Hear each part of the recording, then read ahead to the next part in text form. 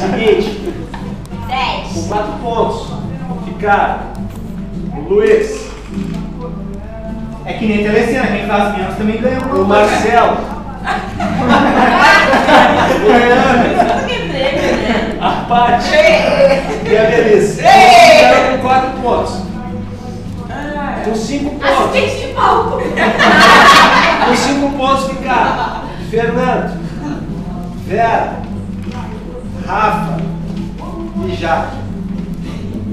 Muleta rouco. Com 6 pontos ficaram apenas irmão. A Daiane. Exclusivo. Eu mereço um prêmio também, eu fiquei só sozinha. Com 7 pontos. Cara, tô no golinho. O Rodrigo Daniel da Rocha. Não, mas não entrega o jogo, só nos comerciais agora. Tem aqui, né? Bruno. Nós ganhamos aqui, né? Nós ganhamos aqui. Reclames do Plim Plim. Logo depois dos comerciais. É o teu último? Federneiros. Com 7 pontos. Daniele. Mas a grande vencedora é a Michelle. Não vale a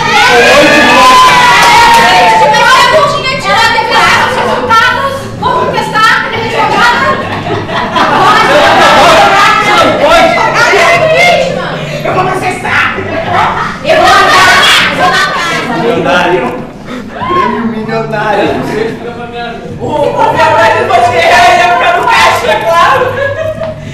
Eu acho que esse moedal. Pega ali a porra do prêmio. Estamos aqui com mais Isso é marmelada! Isso é marmelada! Eu queria dizer que tudo isso é marmelada! Eu quero saber se alguém mais quer Nossa, Dá merda. chorão pra mim! Prêmio milionário.